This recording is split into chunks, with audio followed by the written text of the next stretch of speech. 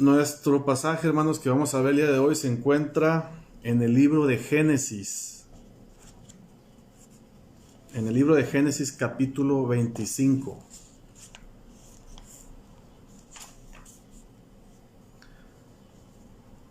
Este pasaje lo leí con mis hijos cuando tuvimos un devocional hace poco.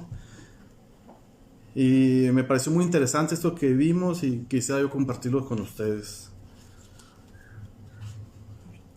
Génesis capítulo 25, vamos a leer del versículo 29 al 34. Y es un pasaje que creo y estoy bien seguro que ya lo hemos escuchado y lo conocemos, pero vamos a ver, o vamos a lograr alcanzar el propósito de comprender qué relación tiene este pasaje con Cristo en nuestras vidas. Dice versículo 29 al 34. Voy a leer la versión, la Biblia de las Américas. Dice: un día, cuando Jacob había preparado un potaje, Esaú vino del campo agotado. Y Esaú dijo a Jacob: te ruego que me des a comer un poco de ese guisado rojo, pues estoy agotado. Por eso lo llamaron Edom. Pero Jacob le dijo: véndeme primero tu primogenitura. Y Esaú dijo: he aquí estoy a punto de morir, ¿de qué me sirve pues la primogenitura? Y Jacob le dijo: júramelo primero. Y él se lo juró y vendió su primogenitura a Jacob. Entonces Jacob dio a Esaú pan y guisado de lentejas, y él comió y bebió, se levantó y se fue. Así menospreció Esaú la primogenitura.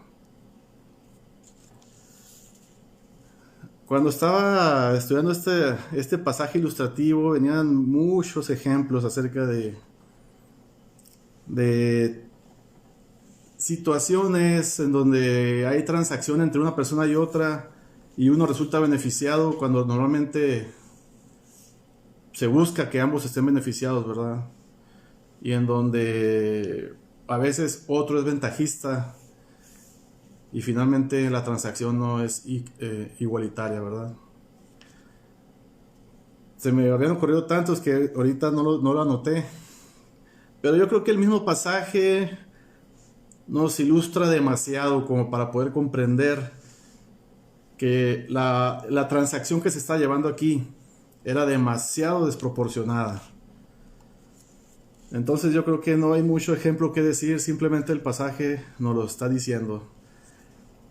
Pero sí quisiera yo retrasarme un poco en el mismo capítulo 25, donde habla que Rebeca estaba embarazada, en donde ella esperaba en su vientre a estos dos niños, ¿verdad?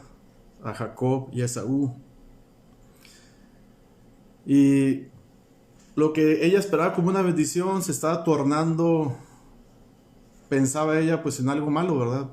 Como dice el versículo 22 del capítulo 25, que los hijos luchaban dentro de ella, y ella dijo: si estoy así, ¿para qué vivo yo? Y fue a consultar al Señor. Aquí la palabra luchaban dentro, o sea, la expresión más bien de esta frase, luchaban dentro, en el idioma original que es en hebreo, el significado de la palabra original en hebreo describe que significa hacerse pedazos, oprimir, aplastar, romper, lastimar o desanimar. Por eso digo que lo que debía ser una bendición se estaba siendo para Rebeca en este caso una tortura, al punto que ella quería morir, ¿verdad? Pero en medio de esta dificultad, ella hizo lo que se debe de hacer, como dice el versículo, ¿verdad? Fue a consultar al Señor.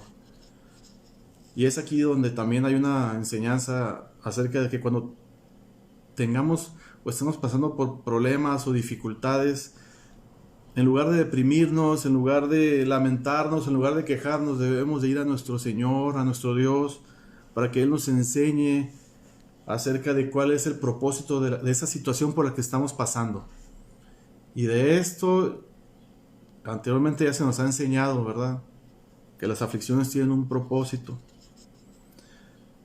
Y efectivamente Dios habla a Rebeca y le dice el propósito por lo que ella está pasando, ¿verdad? O más bien le dice la razón por la que ella se siente así. En el siguiente versículo 23 Dios le responde, dice, y el Señor dijo, 2 naciones hay en tu seno y 2 pueblos se dividirán desde tus entrañas. Un pueblo será más fuerte que el otro y el mayor servirá al menor. Aquí hay 2 cosas. La primera es que tendría gemelos. Tal vez Rebeca no lo sabía en ese momento, pero aquí ya el Señor le estaba revelando que iban a ser gemelos. Y lo segundo que le dice, y el mensaje principal que le está diciendo aquí el Señor, el Dios de Abraham y el Dios de Isaac, lo que le está diciendo a Rebeca es que el mayor serviría al menor. Y por supuesto que esto iba en contra de la costumbre, en donde se supone que el primogénito era el que estaba por encima de los otros hermanos, ¿verdad? El resto de los hermanos atendían al primogénito. Y podemos ver también que aunque eran mellizos, pues realmente sí eran muy diferentes entre ellos, bastante. No solo físicamente, sino también en la personalidad, en el carácter y en la visión que tenían de la vida cada uno de ellos. El versículo 27 nos habla acerca, o una parte de cómo eran ellos, ¿verdad? Dice el versículo 27, en el mismo capítulo 25. Los niños crecieron y Esaú llegó a ser diestro cazador, hombre del campo, pero Jacob era hombre pacífico que habitaba en tiendas. Totalmente diferentes los dos. Uno inclusive, hablando de Esaú, posiblemente atlético, posiblemente más activo, le gustaba más el trabajo al aire libre. Y Jacob, pues era, como lo acabamos de leer, alguien tranquilo, pacífico, y que prefería estar en un lugar donde hubiera poco movimiento. Y esta parte nos adentra ya a este pasaje que vamos a estudiar. Y vamos a partir el pasaje del versículo 29 al versículo 33, donde nos habla acerca de cómo Jacob obtiene la primogenitura. Y parte del versículo 33 al versículo 34, cómo Esaú menosprecia la primogenitura. Entonces, regresando al pasaje, versículo 29 y 30, dice que un día Jacob había preparado un potaje. Esaú vino del campo agotado y Esaú dijo a Jacob, te ruego que me des a comer un poco de ese guisado rojo, pues estoy agotado. Por eso lo llamaron Edom. De ahí que Esaú los edomitas, descienden de Esaú. En estos primeros versículos podemos ver cómo Esaú está más preocupado por satisfacer sus deseos temporales que mantener una herencia familiar. Cómo él se deja llevar por la carne y desprecia los valores espirituales. Podemos ver claramente que para Esaú la primogenitura no tenía importancia. Al menos en ese momento a Esaú no le importaba la primogenitura. Lo que él le dio prioridad a ese momento fue al deseo que sentía en su cuerpo, ¿verdad? Lo contrario a Jacob. Jacob anhelaba la primogenitura y aprovechó el momento, ¿verdad?, para poder adquirir o comprar este derecho de primogenitura. Esta primogenitura que eventualmente sería entregado a Esaú, pero como Dios ya lo había dicho y se lo había revelado a Rebeca, que el mayor serviría al menor. Y aquí quiero hacer un paréntesis también en cuanto a que de alguna manera Jacob adquiere esa primogenitura y en un pasaje más adelante podemos ver cómo él obtiene la primogenitura o la bendición de Isaac en el capítulo 33, si no me equivoco, ahorita se los confirmo, donde él se viste, ¿verdad? Para aparentar ser Esaú, y cómo él forza de alguna manera a obtener la bendición de Dios por medio de Isaac. Podemos aprender ahí, esa parte también nos enseña que no debemos de ayudarle a Dios en este tipo de cosas, porque hubo consecuencias de eso que hizo Jacob. Y la primera consecuencia que hubo fue que Esaú persiguió o intentó matar a Jacob. Tuvo que Jacob huir de ese lugar. Si tan solo hubiera esperado en Dios, Dios hubiera obrado, porque Dios ya había dicho que el mayor serviría al menor. Entonces a veces tenemos que aprender a ser pacientes, ¿verdad? Y esperar lo que Dios promete en nuestras vidas. Pero no me quiero desviar mucho de esto, pero sí quería recalcar esa parte. Entonces, regresando a nuestro pasaje, observando ahí en el versículo 30, esa parte donde dice Esaú dijo a Jacob, te ruego, le dice.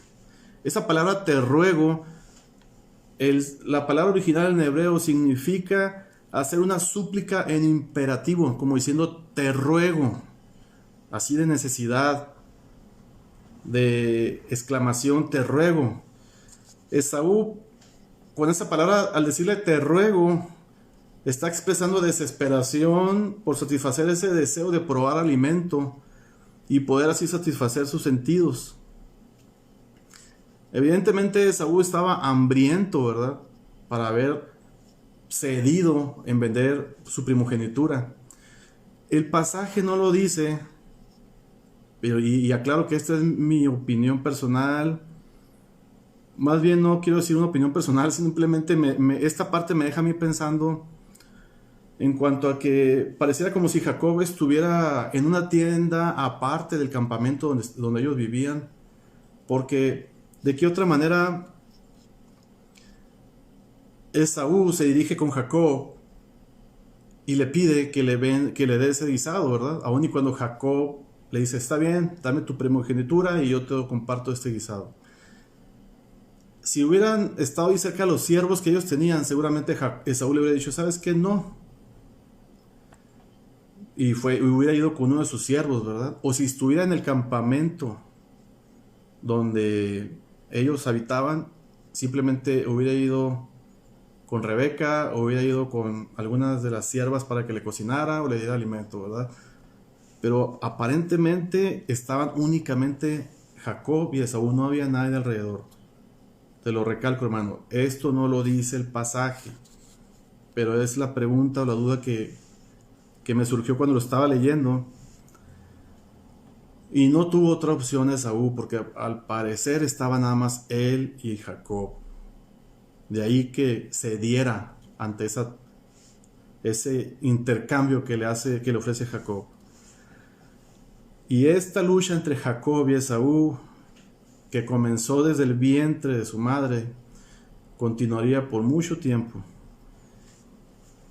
Y en un momento se reconcilian, ¿verdad? Pero los descendientes de Esaú, los edomitas, no. Llegaron a ser enemigos de Israel por muchos años. Entonces, este pasaje, esta relación entre Jacob y Esaú, nos refleja o es la imagen de ese conflicto que existe entre la carne y el espíritu, en donde hay una lucha, ¿verdad?, entre la carne y el espíritu.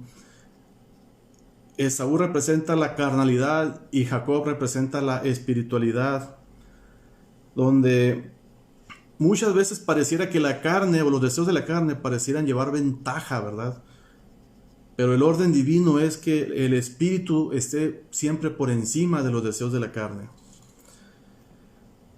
Por eso, una persona espiritual, una persona que dispone su vida a Cristo, una persona que ama al Señor y aunque se vaya a equivocar, pero tiene esa voluntad sincera de servir a su Dios, va a disponer su vida y va a ver en él, por medio del Espíritu Santo, una vida espiritual que agrade a Dios, y eso va a estar por encima de cualquier deseo de la carne, ¿verdad?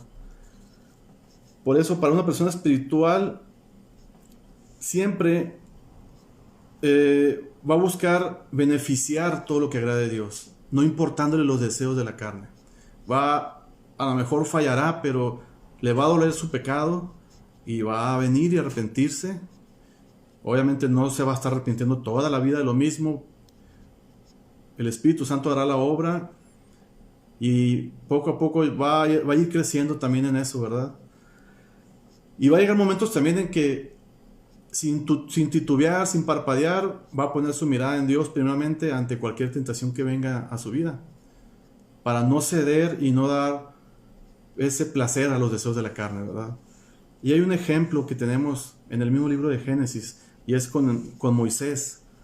Moisés, que lo dejó todo, dejó el ser hijo adoptivo de la hija de Faraón y de todas esas comodidades y todos esos placeres que le ofrecían por servir al Dios de Israel. Y esto que les estoy diciendo lo podemos ver en el libro de los Hebreos 11 del 24 al 26.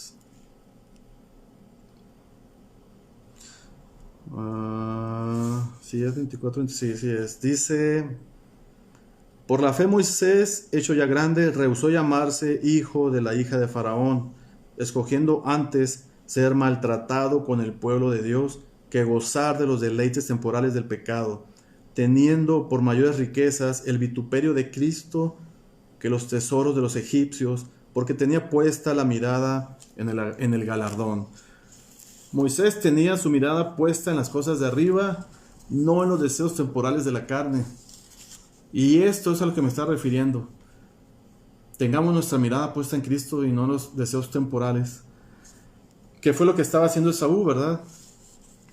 Esaú se dejó llevar por el momento y prefirió satisfacer su necesidad. Prefirió satisfacer los deseos que le pedían sus sentidos. Ahora, muchas de las veces pareciera como que el pecado o la tentación pudiera ofrecernos a nosotros mayor satisfacción, pudiera ofrecernos más esperanza, o que sea más disfrutable, ¿verdad?, que una vida en Cristo. Pero todo esto que ofrece el pecado son únicamente promesas engañosas en la vida de la persona. Y la única manera que podemos superar esos deseos pecaminosos o esas tentaciones es que haya un deseo superior. Debe de haber un deleite superior, y es en Cristo Jesús. Si fuera por nuestra propia voluntad, entonces nos consideraríamos justos a nosotros mismos. Si por mi propia voluntad yo pudiera no caer en las tentaciones o no ceder ante los deseos de la carne, estaría yo satisfaciéndome, estaría yo más bien sintiéndome autosuficiente, ¿verdad? Pero no es así. El único deleite superior que tenemos por encima de todos esos deseos de la carne es en Cristo Jesús, y lo experimentamos en la fe salvadora que tenemos. Nuestra fe está en Cristo, y eso es lo que nos ayuda a que estemos por encima de todo esto. Esta naturaleza que representa la fe salvadora hace que podamos estar satisfechos en Jesús, y de esa manera el poder aparente que tiene el pecado sobre nosotros poco a poco va perdiendo esa atracción para nosotros. En otras palabras, el que es alcohólico y desea dejar el alcoholismo, por su propia voluntad no lo va a poder hacer. Muchas personas que intentan dejar el alcohol, de repente sí dejan el alcohol, o los que quieren dejar el cigarro lo dejan, pero adquieren otra manía u otros vicios. Entonces, no es la manera como Dios lo ordenó, sino que tiene que ser por medio de Cristo Jesús, porque Cristo ya pagó por todo eso en la cruz, ¿verdad? Pagó por nuestros pecados, pagó por todas nuestras debilidades. Y si nosotros fuimos crucificados con Cristo en la cruz, nosotros ya estamos muertos en la cruz, hermanos. Y ahora estamos viviendo en Cristo. Pero todo esto que les digo, vamos a sustentarlo con la palabra. Vamos a Romanos capítulo 8. Vamos a leer del versículo 5, cuando Pablo habla acerca de la carne y el espíritu. Dice versículo 5, Romanos 8:5, porque los que son de la carne piensan en las cosas de la carne, pero los que son del espíritu, en las cosas del espíritu. Dice versículo 10, pero si Cristo está en vosotros, el cuerpo en verdad está muerto a causa del pecado, mas el espíritu vive a causa de la justicia. Versículo 13, porque si vivimos conforme a la carne, moriremos, mas si por el espíritu hacéis morir las obras de la carne, viviréis. Porque todos los que son guiados por el Espíritu de Dios, estos son los hijos de Dios. Leo otra vez el versículo 10, pero si Cristo está en vosotros, el cuerpo en verdad está muerto a causa del pecado, mas el espíritu vive a causa de la justicia. Nosotros hemos sido muertos en Cristo Jesús, ya no vivimos nosotros, hermanos. Nosotros únicamente debemos disponer nuestra vida para que el Espíritu Santo haga la obra en nosotros, no que nosotros tengamos esa fuerza de voluntad para vencer el pecado. No lo vamos a poder vencer por nuestras propias fuerzas. Tiene que ser únicamente disponiendo nuestra vida. Como dice Mateo 26:41, ¿verdad? Velad y orad para que no entréis en tentación, porque el espíritu a la verdad está dispuesto, mas la carne es débil. Debemos velar y orar. Y cuando velamos y oramos, ciertamente disponemos, se puede entender como que estamos de nuestra voluntad haciéndolo, efectivamente sí, pero cuando estamos orando, estamos en comunión con nuestro Dios y es Él quien hace la obra en nosotros, no nosotros. Nosotros estamos diciendo a Él con nuestra oración, yo no puedo, para mí es imposible, yo no puedo dejar este vicio, yo no puedo dejar esta vida que no te agrada. Y Él va a hacer la obra en nosotros. También Gálatas, Pablo en su carta a los Gálatas habló acerca de esto en el capítulo 5. Gálatas 5 del 16 al 17 dijo Pablo, ¿verdad? Digo pues, andar en el Espíritu y no satisfagáis los deseos de la carne, porque el deseo de la carne es contra el Espíritu y el Espíritu es contra la carne. Y estos se oponen entre sí para que no hagáis lo que quisierais. Hay una lucha entre nosotros. ¿Qué es lo que está hablando Pablo? Hay una lucha en que nosotros queremos hacer lo bueno, nuestro espíritu quiere hacer lo correcto, agradar a Dios, pero la carne quiere hacer lo contrario. Entonces, en lo que tú hagas en tu vida, el tiempo que dediques, ¿verdad? ¿Qué es lo que ves más? O en otras palabras, ¿a qué le dedicas tu tiempo en el día? Si le dedicas más tiempo a otras cosas que no te edifican conforme a lo que tu espíritu necesita, que es buscar a Dios en oración, meditar en las Escrituras, entonces ¿a qué le estás dedicando tiempo? A lo que le dediques más tiempo es a lo donde se va a cargar la balanza. Si dedicas tiempo a ver la televisión, si dedicas mucho tiempo a estar en Facebook, seguramente a la carne eso le va a agradar. Entonces, eso es lo que nos está hablando aquí Pablo, acerca de que el espíritu está dispuesto, pero la carne no. Y regresando a nuestro pasaje, regresando al versículo 31 y 32. Pero Jacob le dijo, véndeme tu primogenitura. Y Esaú dijo, he aquí, estoy a punto de morir. ¿De qué me sirve pues la primogenitura? Ahora, ¿qué implicaba ser primogénito en la cultura hebrea? Bueno, pues habían algunos beneficios. Uno de ellos era que, pues, el mayor era servido por los menores. O sea, el mayor tenía autoridad sobre sus hermanos, tenía la responsabilidad de ellos, y era una responsabilidad, pero también era más autoridad. Recibía una doble porción de la herencia. ¿Cómo es esto? Bueno, pues si eran 3 hermanos, la herencia, cuando el padre moría, se dividía en 4. Y al mayor se le daban 2 porciones, ¿verdad? O si eran 5 hermanos, se dividía en 6. Y así el mayor podía recibir doble porción. Pues esta parte fue lo que Esaú despreció. No consideró importante la primogenitura. Más bien Esaú quería vivir el momento. O sea, no le interesaba nada relacionado con la primogenitura. Simple y sencillamente él quería satisfacer su deseo carnal únicamente. Y una muestra de ello es cómo Esaú le pide, ¿verdad?, a Jacob que le comparta estos alimentos. Y lo hace de una forma exagerada. Cuando le dice, estoy a punto de morir, le dice. Sabemos realmente que Esaú no iba a morir en ese momento. No porque el pasaje nos diga en ese momento, sino que ciertamente estaban con mucha hambre, pero no iba a morir. Más bien la reacción de Esaú es un reflejo de un corazón carnal que él tenía. No tenía un corazón espiritual Esaú.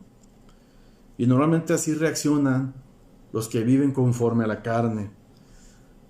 Los que viven conforme a la carne actúan siempre impulsivamente como sus instintos los mueven a actuar, ¿verdad? Siempre a satisfacer el momento, siempre a deleitarse en el momento, nunca pensando en el futuro. Y suponiendo que Esaú fuera a morir en ese momento por el hambre que tenía, yo creo que había sido muchísimo mejor morir con la primogenitura, o dicho en otras palabras, morir con la bendición del Dios de Jacob, el Dios de Abraham y el Dios de Isaac, a morir despreciando la primogenitura, a morir en maldición. Yo creo que Esaú estaba en ese momento pensando equivocadamente porque se estaba dejando llevar por el deseo de la carne, por su necesidad en ese momento. Versículo 33 dice que Jacob le respondió lo siguiente, ¿verdad? Y Jacob dijo, júramelo primero, le dice. Y él se lo juró y vendió su primogenitura a Jacob.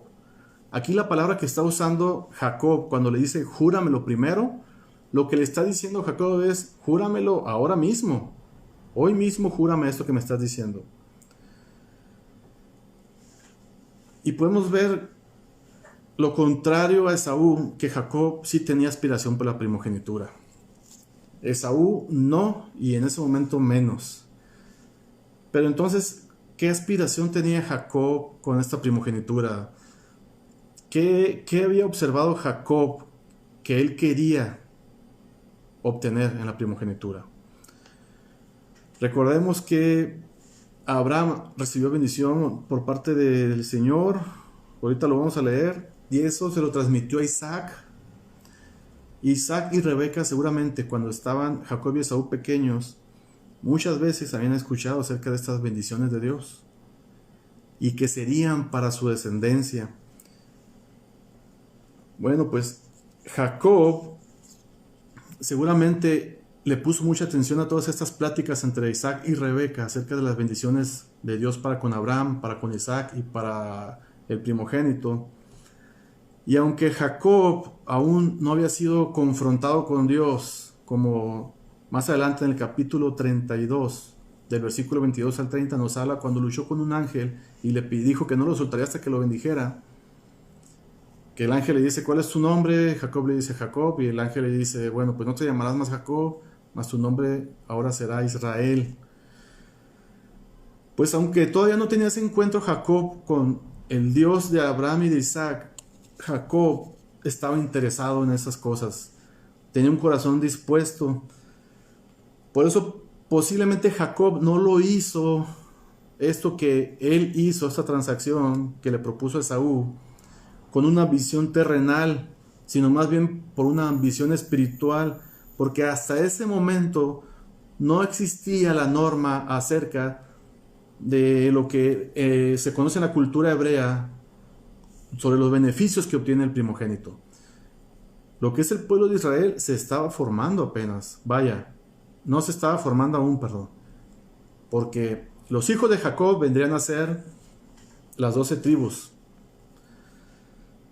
pero todavía no existían esos beneficios acerca, o no estaba estipulado esos beneficios para el primogénito. Por eso podemos pensar que Jacob tenía una ambición espiritual, no precisamente terrenal. Ahora, Jacob no confiaba en Esaú, por eso le pide juramento. Porque recordemos que el nombre de Jacob significa usurpador. Y ciertamente hay pasajes de las Escrituras en este mismo libro de Génesis que nos hablan acerca de que Jacob era un aprovechador, era un ventajista. Y precisamente este pasaje nos ilustra esa parte de cómo Dios tuvo misericordia y gracia a un hombre usurpador, a un hombre aventajador y aprovechador como Jacob. Dios nos dice que tiene, con este pasaje nos está diciendo que tiene misericordia de todo aquel que llega al arrepentimiento de sus pecados en Cristo Jesús. ¿Y en qué parte de la Biblia también dice esto? En el Evangelio de Mateo, capítulo 12, versículo 31, la versión de la Biblia de las Américas dice: por eso os digo, todo pecado y blasfemia será perdonado a los hombres, pero la blasfemia contra el Espíritu no será perdonada. Todo pecado es perdonado y Jacob es un ejemplo de que Dios comparte de su gracia a todo aquel que cree. Entonces, tengamos esa confianza y apropiémonos de esta promesa que acabo de leer en Mateo 12:31. Que todo pecado y blasfemia será perdonado a los hombres, dice. Y demos gracias a Dios por eso, porque hemos sido perdonados por medio de Cristo Jesús. Siguiendo con nuestro pasaje en el versículo 33, el mismo versículo 33, cuando Esaú cede y vende su primogenitura, leyendo otra vez el texto, dice, versículo 33, y Jacob dijo, júramelo primero. Y él se lo juró y vendió su primogenitura a Jacob. Entonces Jacob dio a Esaú pan y guisado de lentejas, y él comió y bebió y se levantó y se fue. Dice el versículo 34, entonces Jacob dio a Esaú. Entonces significa, esa palabra nos está diciendo que sí se concretó el trato en ese mismo momento. Y podemos ver ampliamente que fue un negocio desproporcionado. Uno vendió y el otro compró. Uno recibió bendición y el otro recibió un plato de lentejas. Podemos ver que fue algo desproporcionado. Ciertamente uno tomó ventaja. Bendición por lentejas. Y en la actualidad, ¿cuántos han dejado la bendición por las lentejas, verdad? ¿Cuántos han dejado la bendición por los deseos de la carne? ¿Cuántos han dejado la bendición por la aceptación de este mundo?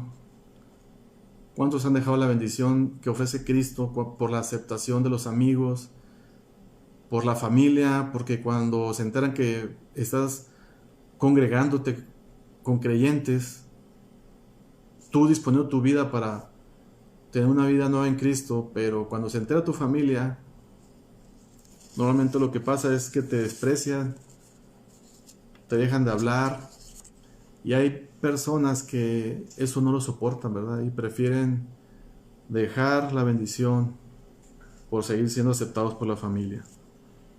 Y esto, al igual que Esaú recibió un plato de lentejas que le dio satisfacción momentánea, ¿verdad? Mientras tenía hambre. Después volvería a tener hambre. Y todos aquellos que desprecian la bendición de Cristo no se satisfacen a sí mismos. Y veámoslo de otro punto de vista, ¿verdad?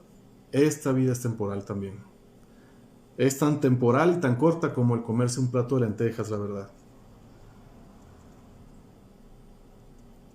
Dice el pasaje que Esaú comió y bebió, se levantó y se fue. Esaú estuvo satisfecho en su mente, como muchos no creyentes, ¿verdad? Viven en el momento, satisfacen sus placeres, no tienen la vista en Dios, comen, beben y disfrutan de un placer temporal, que por cierto en algunos es muy temporal, que algunos no alcanzan al arrepentimiento y después cuando lo quieren alcanzar ya es demasiado tarde, como le pasó a Esaú. Entonces, del punto de vista de Esaú, ¿qué valor tenía la primogenitura, verdad? O mejor dicho, para Jacob, ¿qué valor tenía la primogenitura para haber hecho esto?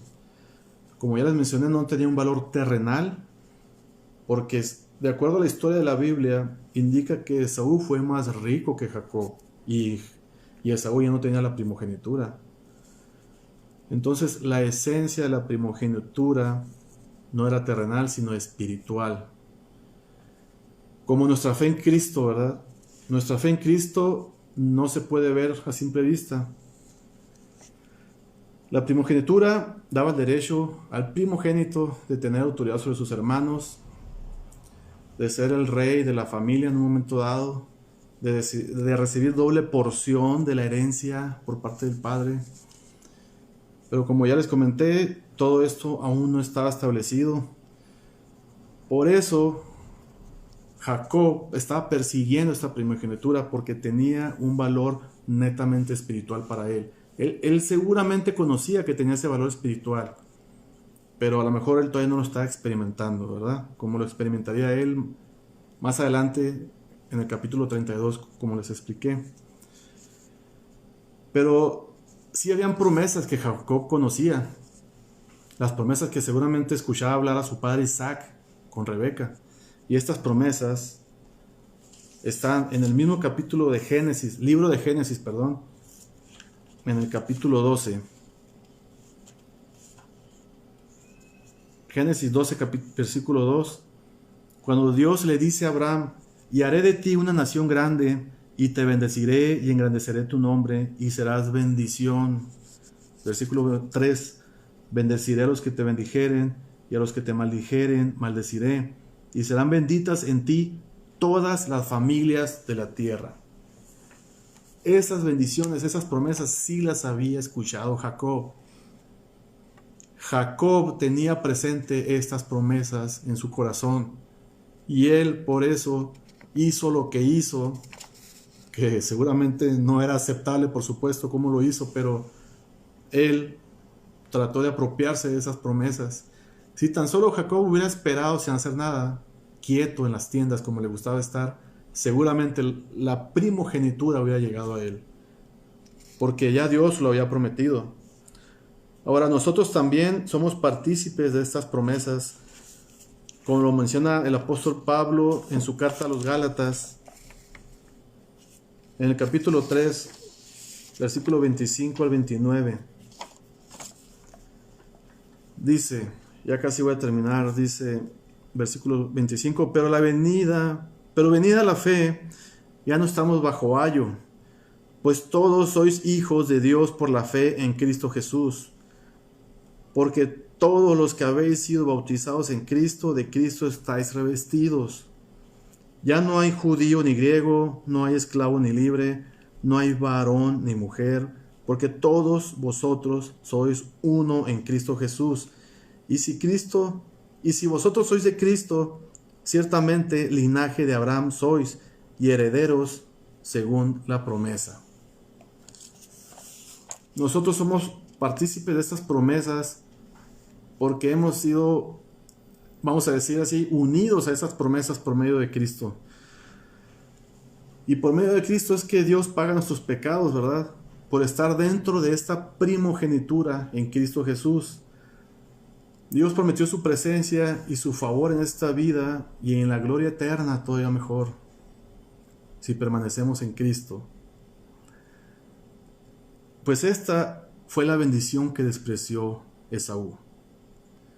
La primogenitura que él realmente despreció fue la bendición que Dios le había dado a Abraham, y a Abraham se le había dado a Isaac. Isaac se la debería dar a Esaú. Bueno, era la intención de Isaac dar esa bendición a Esaú, porque era el primogénito, pero para Dios, que le dijo a Rebeca que el mayor serviría al menor, Dios tenía en su mente a Jacob. Dios había escogido a Jacob Y miren, hermanos, ciertamente nació primero Esaú, como lo dice las escrituras, como lo dice el capítulo 32, capítulo 25, perdón, en el versículo antes de lo que leímos. Nació primero Esaú, pero al Señor esas cosas, para el Señor no son inconvenientes las circunstancias.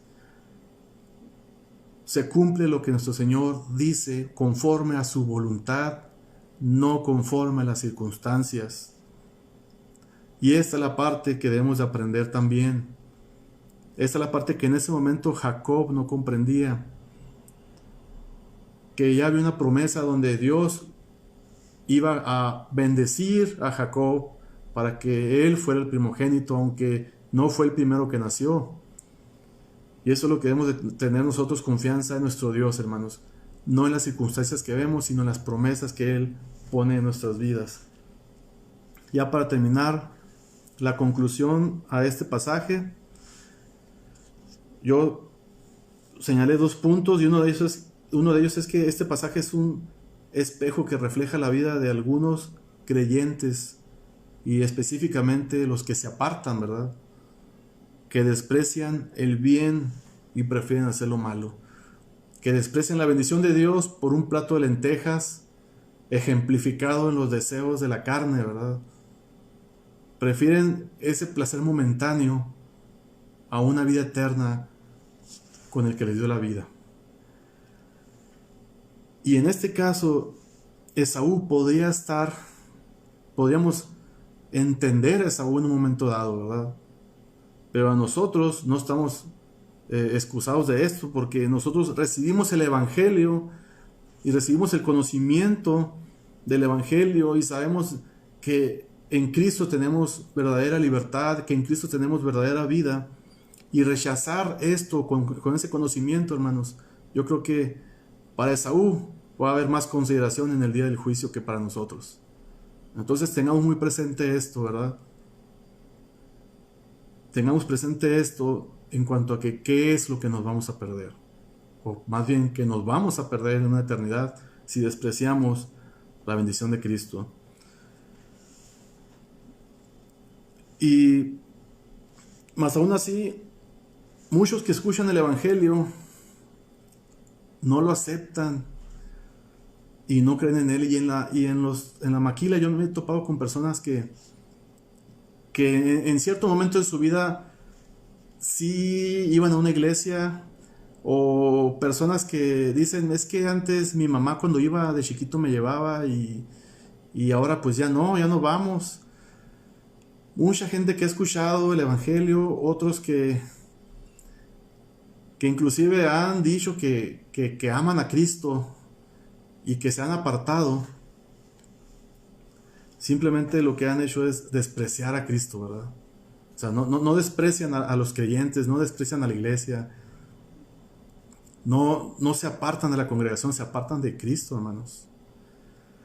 Isaías nos habla acerca de aquellos que lo han rechazado. En Isaías capítulo 53, versículo 1 al 3, dice: ¿quién ha creído a este anuncio? ¿Y sobre quién se ha manifestado el brazo de Jehová? Subirá cual renuevo delante de él, y como raíz de tierra seca, no hay parecer en él, ni hermosura. Le veremos, mas sin atractivo para que le deseemos. Despreciado y desechado entre los hombres, varón de dolores, experimentado en quebranto, y como que escondimos de él el rostro, fue menospreciado y no lo estimamos. Muchos no han creído a este anuncio, pero llegará un día cuando estén ante la presencia de él, en donde no van a tener ninguna excusa. Todos aquellos que, al igual que Esaú, desprecien la bendición de Dios, llegará un momento en que se van a arrepentir, pero va a ser demasiado tarde. No seas como Esaú, ¿verdad?, que despreció esta bendición. No desprecies a Cristo ni lo que Él te ofrece. Cristo nos ofrece vida eterna, hermanos. Yo creo que no hay nada que podamos comparar con lo que Dios nos ofrece, tan solo con el simplemente hecho de que Él perdona nuestros pecados y nos da nueva vida. Ya con eso es demasiado. el decir que se olvida de nuestra vida pecaminosa y que nos dice empecemos de nuevo de aquí en adelante, que Él se olvida de nuestros pecados y todavía, mejor aún, Él comparte una vida eterna con nosotros. Dice Juan 10:10 que el ladrón no vino sino para hurtar, matar y destruir, mas yo he venido para que tengan vida y para que la tengan en abundancia. A eso vino Cristo, a morir por nuestros pecados, pero para darnos vida en abundancia. Roguemos a Dios que siempre tengamos un corazón como Jacob, que siempre escojamos la bendición, hermanos. Antes de que sea demasiado tarde, si hay alguien que no ha llegado a los pies de Cristo y no se ha arrepentido de sus pecados en Cristo Jesús, hazlo hoy, porque puede ser tarde como lo fue con Esaú. Dice Hebreos capítulo 12,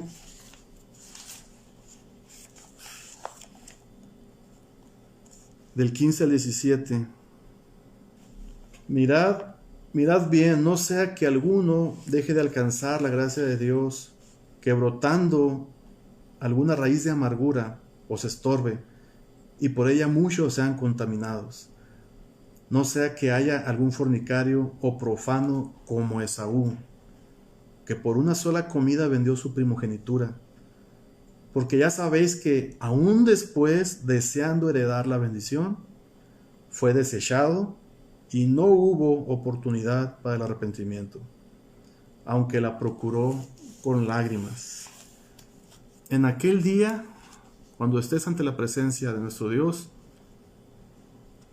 si no moriste en Cristo Jesús, por más que llores, por más lágrimas que derrames, si no moriste en Cristo Jesús, tu vida va a ir a una condenación eterna. El tiempo es ahora. Que no te pase lo que le pasó a Esaú, que cuando quiso recibir la bendición ya era demasiado tarde. Así que hoy es el tiempo para arrepentirnos. Hoy es el tiempo, hermanos. Si alguien no ha llegado a los pies de Cristo o no se ha decidido, hoy decídete y ven a los pies de Cristo. No dejes pasar más el tiempo, porque el tiempo, muchos dicen, es que soy muy joven, es que me falta experimentar más cosas, es que quiero hacer todavía otras cosas, ya que esté viejo, entonces sí, ya le dedicaré todo el tiempo. Tú no eres dueño de tu vida, el dador de la vida es nuestro Dios, Él nos hizo y Él nos va a pedir el tiempo cuando Él lo diga. Él va a cortar, Él va a decir hasta aquí cuando Él lo diga, ¿verdad? Y tal vez cuando pase eso no vas a tener tiempo de arrepentirte. Como dice en Hechos 3:19, así que arrepentíos y convertíos para que sean borrados vuestros pecados, para que venga la presencia del Señor en tiempos de refrigerio. Dispongamos nuestra vida todo el tiempo para que el Espíritu Santo siga haciendo la obra en nuestras vidas y que podamos seguir creciendo en Cristo Jesús. Y eso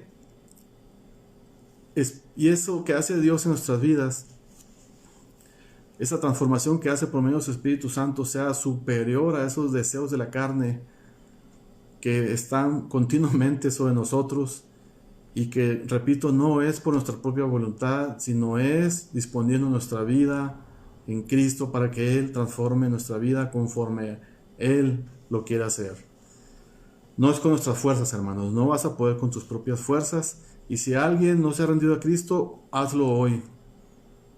Humíllate ante Cristo y reconoce que estás viviendo una vida que a Él no le agrada porque estás en pecado, y recibe esa bendición que Él te ofrece. Ese es el pasaje que quería compartir con ustedes, hermanos. Un pasaje que ya había leído yo antes muchas veces, bastante podría decir, pero a veces leemos por leer y no meditamos en las Escrituras. Y también les hago la invitación para que a lo mejor un texto, meditar realmente qué es lo que el texto quiere hablar y así edificarnos, ¿verdad? Por medio de las Escrituras, por medio de la palabra.